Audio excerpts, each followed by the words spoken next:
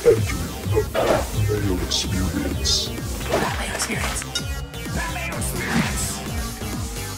Mayo Experience.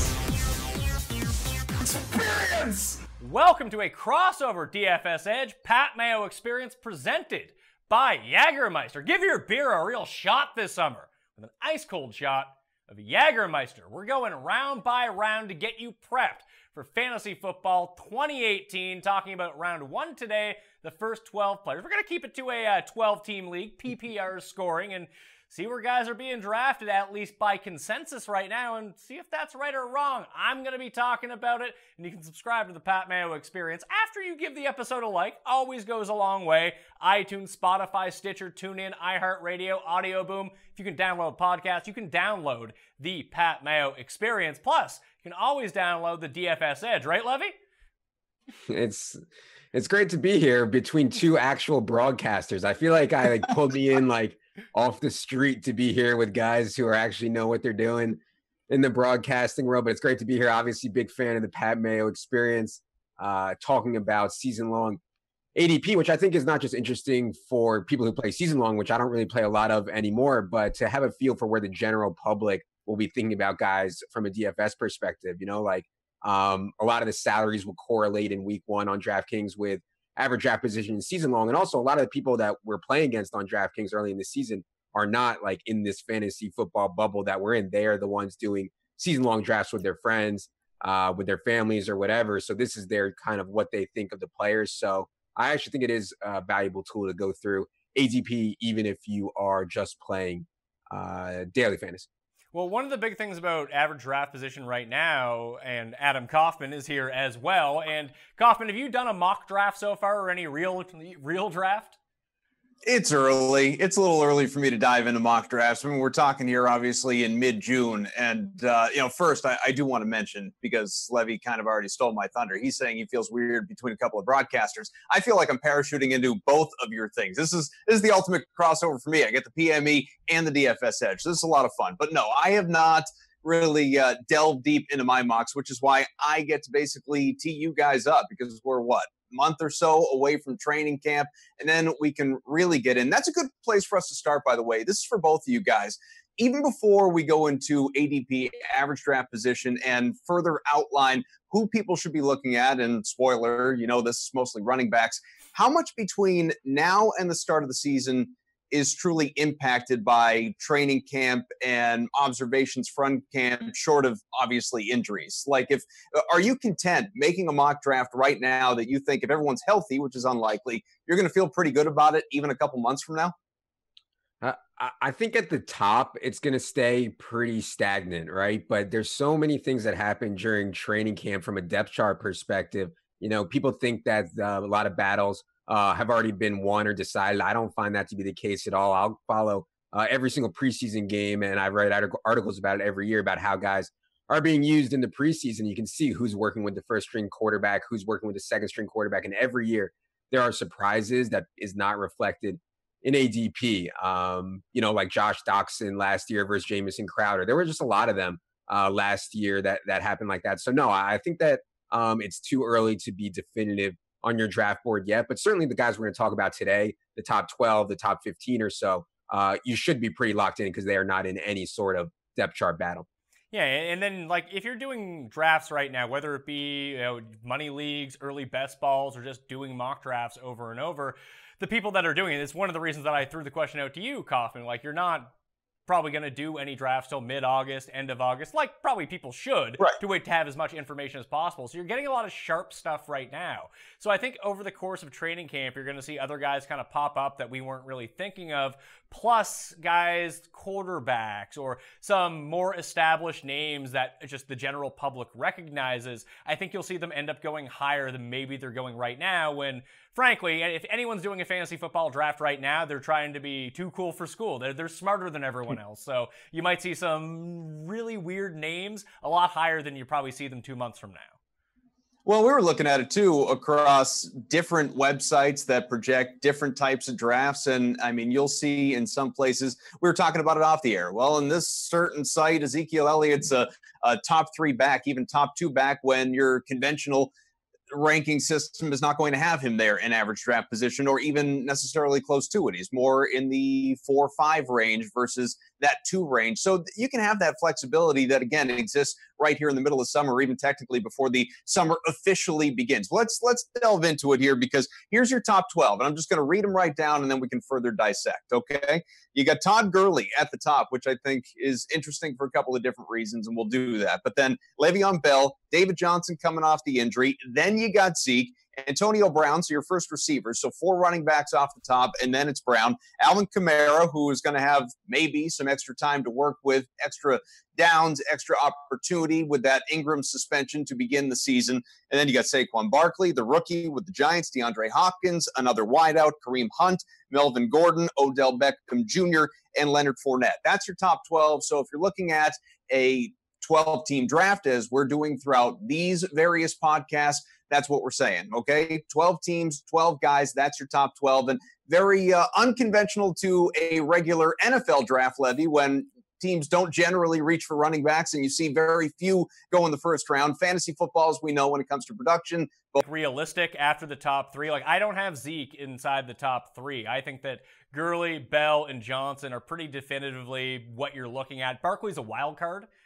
We don't know if he's going to catch 80 passes. If he does, he's clearly on that tier and slightly above Ezekiel Elliott, who's not, devoid of anything in the passing game. He's just not at those consistent week-to-week levels as those top 3 guys. But Brown is just so safe. If he plays 16 games, there's a good chance he's going to be the highest scoring guy in PPR. It's so funny, we mentioned 0 RB. It's like everybody was doing 0 RB, and then wait, it's the year of the wide receiver, and then everybody was on wide receiver, and then wait, it's the year of the running back. Like this herd mentality, I think, is one that even season-long people should try to get away from. So if everybody is insistent on taking 1 or 2 running backs with their first 3 picks, I'm happy to take wide receivers. I see Julio Jones isn't even in the top 12 that Adam mentioned for ADP. Michael Thomas, Keenan Allen, Devontae Adams. I think all these guys are really strong second-round picks, and really you can make a case for them as first-round picks, especially as we get to some of these running backs that I think are a little bit shakier. Zeke, who I can get to in a little bit, why I think he's a little bit shaky. Fournette, Kareem Hunt, even Melvin Gordon a little bit. So yeah, I think that if everybody's on running back, I am not afraid whatsoever to be on wide receiver.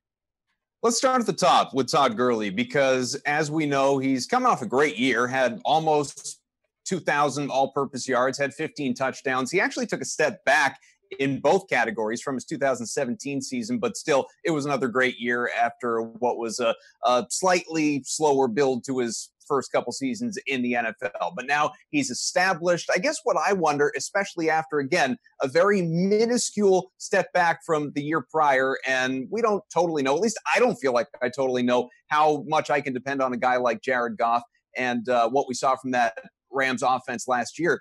Is Gurley that fairly automatic, safe number 1 guy, or is there a little bit, maybe, Levy, that you're still skeptical of? Yeah, I think the big difference for the Rams this year is going to be improved defense. They've added so many pieces to their defense, Keep Talib and Ndamukong Suh. I think they're going to have a really, really strong defense. And in theory, that should be good for Todd Gurley. However, a ton of his points last year came in the pass game when they got into these shootouts. So I think it's really, really close between Gurley, Bell, and DJ. I would not have argue with anybody about any of those picks.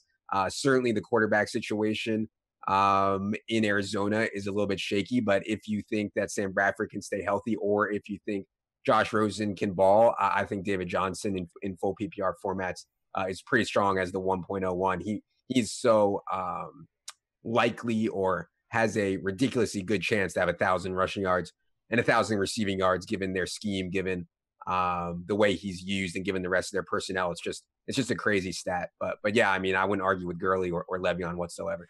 Yeah, for me, I'm trying to figure out how I'm going to shake down my rankings. I'm going to have like a concrete solution at the beginning of July, and I know that these 3 guys are going to be the top 3, but like, what's the order to put them in? Like, do we think that, hey, maybe Gurley is an every year guy. Maybe he regresses back a little bit. Maybe they don't use him in the passing game. Like Levy said, with an improved defense, maybe they're not just constantly passing 24/7, and maybe teams get acclimated to how they play offense and can adjust a little bit. So I think there's actually a case for David Johnson to be the number 1 overall guy, because you mentioned Sam Bradford, you mentioned Josh Rosen, 2 guys who are not afraid to check it down whatsoever. It just, is he going to be healthy enough? It appears like he is. The one problem I always have with Bell is I feel like there's a touchdown cap on him. And if I want the number one guy overall, Bell could clearly be the number one guy, but you'd have to see something somewhat atypical of what he's produced in his career in terms of finding the end zone, because the Steelers have myriad ways of finding the end zone. So I think that when you think about the base, like Levy said, through the PPR and the receptions, that these guys are going to have a floor every single week, and that's very, very valuable. But if it's going to become a question of who gets more touchdowns, Gurley or David Johnson, I think you can make a pretty good case for any of them, but I'm pretty clear these are the top three guys. Yeah. All right, couple. Hold on. Let me say this. Yeah. Number one tip for season-long players, get the 1.03. It's the best possible pick because you get a really good pick in the second round, a really good pick in the third round, and I don't think there's a big difference between 1, 2, and 3, and then there's a huge drop-off, I think, after that, or at least a sizable drop-off. So I would do dirty things if I was in a serious season-long league to get the 1.03. And that way you also don't have a decision. You don't have to be like, man, I really messed that up. I took DJ when I should have taken Gurley or whatever. It's just, it comes right to you. Yeah, and that's pretty. No, hold on, so that's pretty invaluable too. And just not having to make the decision, like the decision was made for me. What else could I do? And you can always use that. You can use that as an out too if you don't win. It's perfect. The only other last thing that I wonder about Gurley is, does Brandon Cooks being there, 1,000-yard guy, does he take yards away from him in the passing game? Is that something that you have to worry about at all, especially as a season-long guy? Yeah. No, I think as you're doing projections and you start with market, and if you bring down Jared Goff's passing yards and then you bring up Cook's yards versus what Sammy Watkins was giving them, it's going to be pretty obvious when you're doing projections that Todd Gurley's receiving yards would project lower than they did last year, especially if you project them to have fewer plays per game. So I think those are all valid points on Gurley, but I'm certainly not going to bash him because his role is so absurd, 3 down, goal line, and a primary factor in the pass game. All right, Levy, you brought up David Johnson, so let's go there. And we know the quarterback situation, but just the thing that most people are going to be sort of wrestling with is the fact that he's coming off of that injury and he lost basically all of last year. Is that something that should give people pause right now, coupled with the QB situation? Or do you just say, all right, look, we know how good he was the year before. He's going to bounce back. He's going to be healthy. He's going to be fine.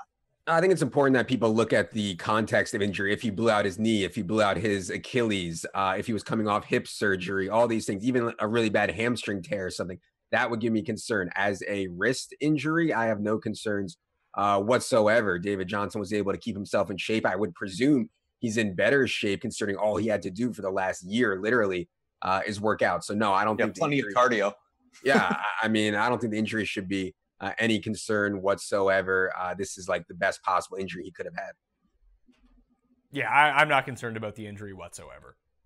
All right, let's go to Lev Bell because he's an all-world talent. He's also a guy that is still, to this day, upset with his contract. So I suspect, if you're somebody like me, that if you're week by week, if your daily fantasy, this part of the conversation doesn't matter. But if you're a season-long person, if you draft really late ahead of the season, late in the preseason, maybe ahead of the fourth game or something like that, this stuff, it's probably going to be figured out. But if you're drafting in July or even before camp starts, then you do run the risk of, is this a holdout situation? Is this guy going to be there? Is he going to miss any time atop? We know what the talent is, so you got to draft him high. But he's somebody, is he someone that you go with in that top, I don't know, call it 2 slots, knowing that he could cost you games, Mayo? No, I don't think so. Who are the last guys really to hold out? We saw Aaron Donald hold out for a game last year. Vincent Jackson tried it once. Did not turn out overly great for him in San Diego years ago. Bell did this last year. Bell ended up playing. They reduced his workload for 1 game, and then he was Le'Veon Bell again. So I'm not sweating this whatsoever. Unless we get information that, to the contrary on this, and he's like, yeah, I'm going to sit out the first 8 games, then we got to take it somewhat real here. But until anything like that comes out, it's a non-factor for me. Levy, same deal? Yeah, come on. We've been through this, and we know Kaufman's on the side of the owners. Kaufman supports the owners in contract disputes. I'm with the players, man. Sit out Le'Veon Bell, come back September 1 and ball out. I'm happy for you. Do whatever you got to do. All right, so that's, more or less our top 4. I guess we could bring in Zeke. Just one other thing on him before we move on to at least one receiver, and that is with no more Dez Bryant in Dallas, and you presume that Zeke's going to be Zeke. He's not going to have to deal with all that suspension nonsense of the past. or Dak is going to be Dak as well. But is Zeke going to pick up with what he was? Does the loss of a guy as influential to the offense as Dez impact his production in any way? Yeah, I'm worried about Zeke more from a macro perspective, right? Obviously an awesome player. I think Dallas's offense has a chance to struggle. Everybody assumes their offensive line is still elite. It is no longer elite. Everybody thinks that Zeke is just going to do it because he's Zeke and he's just going to do it. Running back is pretty clearly the most dependent position on your teammates if you start seeing 8 guys in the box consistently, because their number 1 receivers Allen Hurns, their number 2 receivers Cole Beasley, their number 3 receivers Michael Gallup. They have no tight end whatsoever. If teams start putting 8 in the box on Zeke, if your red zone opportunities are limited because your offense is bad, it obviously leads to less touchdowns. So for me, I would rather take a lot of the guys we're going to talk about over Zeke. I know that might be some kind of hot take, but yeah, and Dallas bringing in Tavon Austin is just another signal to me that Zeke is not a guy who, when they get down a lot of points, they look to in the pass game. Although he's run a lot of routes, or more than he did as a rookie. He ran more routes last year. Still not a big factor, I don't think, in the pass game. And they want to get more explosion from that position. They have high hopes for Tavon Austin. We'll see if that works out. I do think that Tavon Austin's best position is like a change of pace, pass catching running back. So anyways, for all those reasons, I would not take Zeke. I would certainly take Saquon above him. I would take Antonio Brown above him, and you could probably talk me into a couple other guys too, Mayo. Yeah, I'll keep chucking on there. I'd take Hopkins ahead of him. I'd take Odell Beckham ahead of him. Hell, I might take Melvin Gordon ahead of him. I don't really see, unless you just think that the talent gap is so large between Zeke and someone like Leonard Fournette, what really the difference is. They're going to be volume dependent. They're going to see tough boxes. And unless Zeke can become that pass catching back that when they're down in games, he starts seeing between 6 and 10 targets a game on these little dump offs, you're going to really rely on them to give him the ball on all 3 downs. If they get inside the 5-yard line, he's going to have like 24 carries a game. And I just don't see where the upside in this offense comes from. There's such a gap between the top 3 and everyone else, but I just think it's more pronounced when you talk about Zeke. At number 4, it just seems crazy that people are taking him there. What about Saquon? We've mentioned him a couple of times, but just to dive a little bit deeper, he's being inserted into that Giants offense. You got Eli Manning there still. He is the great unknown, as Mayo, I think you put it earlier, just the fact that he's coming out of the college game, the NFL draft. We haven't seen him yet at this level. Levy, I remember when we did the show draft night, you're very high on that talent, maybe not his draft position, but certainly his talent, what his capability is in the NFL. But is he someone that automatically, you're looking at as maybe not automatically, but arguably you're putting there in that top 5-6 range? I think that when you evaluate Saquon Barkley, it's so important to factor in his pass catching, because that's really what he did best at Penn State. He's so ridiculous in that spot. You don't use the number 2 overall pick. The Giants are like a disaster. Dave Gettleman, you're hitting on it right now. Just because he should be used one way, will the Giants use him that way? Yeah, right. Well, but the thing is, you can't embarrass yourself, right? You can't take a running back when everybody tells you shouldn't, when all the math, all the financials tell you that you shouldn't. You can't use the number 2 pick on a running back and then have him lose goal line work to Jonathan Stewart. You just can't do that. You have to make sure that he gets stats so that you don't get laughed at completely. So people that have said, I know there's been a lot of speculation out there, Jonathan Stewart is going to get some goal line work and that's going to be frustrating. I don't see it. I think they want Saquon badly to score touchdowns and to put up huge numbers. Giants have an incredibly difficult early part of their schedule, but I think Saquon is going to be such a huge factor. It would surprise me if he didn't push over 260, 270 touches this year and so valuable in PPR. So yeah, I think Saquon to me is an awesome pick. I would probably take Antonio Brown 4th and Saquon 5th right now. Yeah, I would still go the top 3 receivers ahead of Saquon Barkley right now because I'm a coward. I know the rookies, the first-round rookies, have paid off their ADP the last 2 years. Fournette paid off his last year. Zeke paid off his gaudy ADP even 2 years ago. So, he could definitely do it. And the way that Levy's talking about him, if we talked about Saquon Barkley being the number 1 pick next year with everything going right, I could definitely see that on the table. I just don't trust the Giants to make great decisions here. I think I'd rather still go with Beckham and be able to pile up maybe some other running. from where Barkley is right now, let's say he doesn't reach the goals that everyone's talking about. Let's say he's just very good. He's a running back 1, but he's towards that 7, 8, 9 running back type tier. I think I'd rather have one of the elite wide receivers in that spot. Like I said, I'm a coward. Rookies terrify me, especially when I don't know how they're going to be used. Best case scenario for me, having Barkley back there just allows Odell Beckham more room to run around. On Alvin Kamara, he's slotted in on our list, not our list, but the average draft position list at number 6. And again, the Ingram suspension looming, so that's a quarter of the year without him, which does not disappoint Pat Mayo in the very least. But with Kamara, Sean Payton's already come out, if you want to take him at his word, and say that this isn't going to lead to any extra opportunity in terms of snaps and downs and all of that for Kamara. So let's say the workload is what it was last year with Drew Brees. He's going to get a ton of receptions. He's going to score some touchdowns, but the carries, that's only going to be, 15 or so per game. So is he right there smack in the middle of that first round for you guys? Do you bump him up potentially because you don't believe Peyton and you think the workload is going to be there in that first month a little bit extra, or does he even slot down just a hair given where maybe you rank the other receivers, Mayo? I think you have a really tough decision between Kamara and Barkley, because the passing numbers that we're talking about that Barkley can generate is what Alvin Kamara did last year, except you would get the added bulk of potentially all the goal line touches, 20 carries a game from Barkley. We'll see if that happens. But I think it's important to look at Kamara from the perspective of what he did down the stretch last year with Ingram and into the playoffs. I know he suffered an injury very late in the season. That kind of hurt his workload a little bit, but he was the one playing the snaps. He was still getting the carries. He was even getting goal line carries, and he was still involved in the passing game. If you're not a believer in the Saints defense, which I'm not particularly super high on for another repeat performance, I mean, I think they can generate turnovers. They're not going to be abysmal, but maybe they shot over their head just a little bit last year. I think I would go Kamara over Barkley at this point. I think that the floor is higher. I don't know if the upside is as high, but I don't think it comes along with as much risk either. But again, I still think I would go the receivers over Kamara. Yeah, I actually do think the Saints defense is legit, but I'm not sure how much that affects Kamara either way.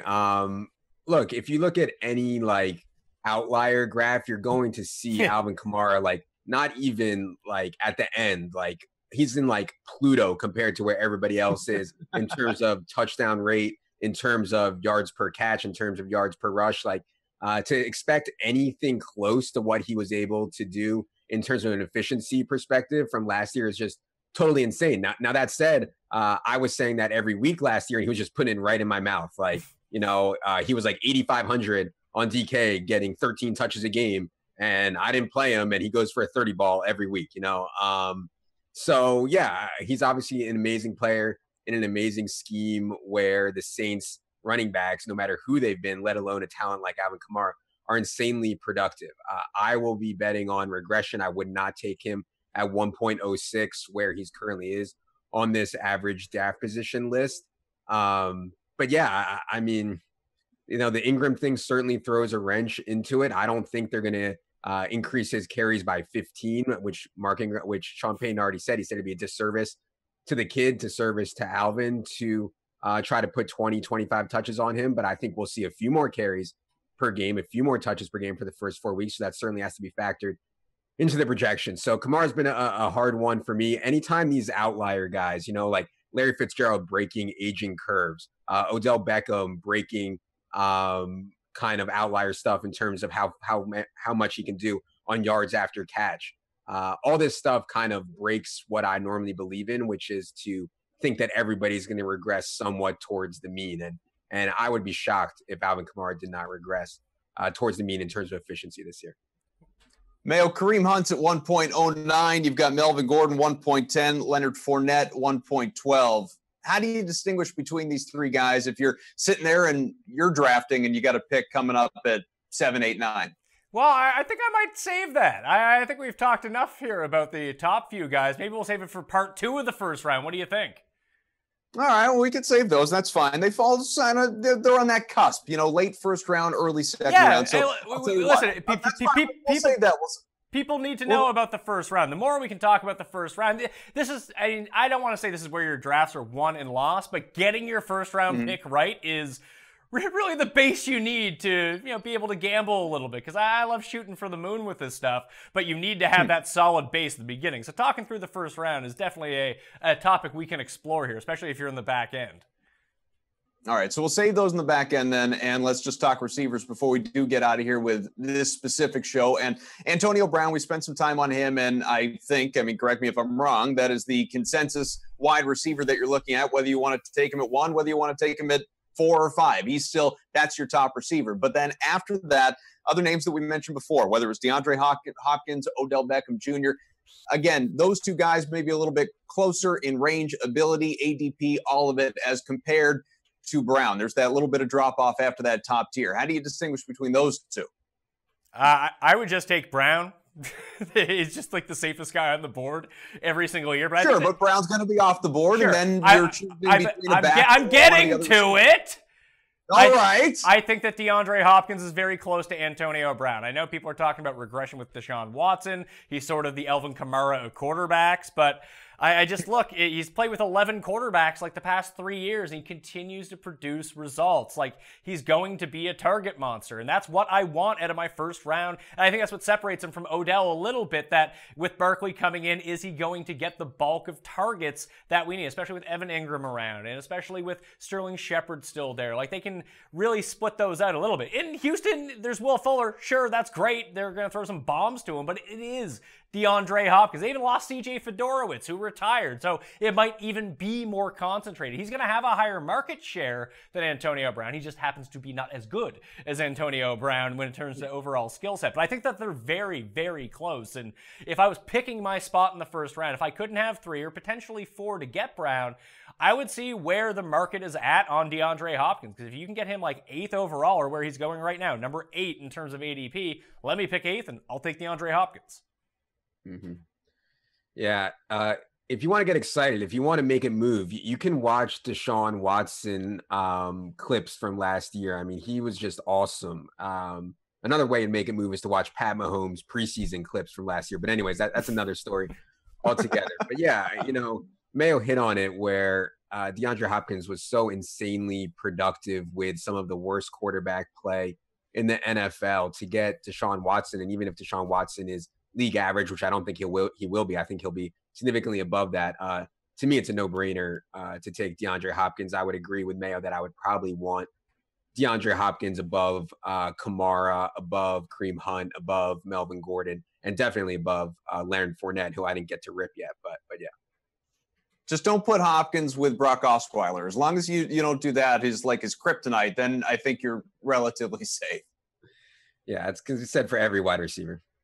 Yeah. All right. Well, we've got a lot more to cover, obviously, coming up in future shows. We're going to go round by round, tell you about all the top talent that you should be considering in your drafts, whether it's season long, clearly at this stage of the game, or daily fantasy, and ranking guys against one another as you get closer and into the season. But again, it's an interesting 1 through 12, very heavy on the running backs. We're going to spend more time in distinguishing between them again in our next show when we take a look at round 2. But Mayo, I don't know if you want to bomb us away here out of a little help from Jaeger.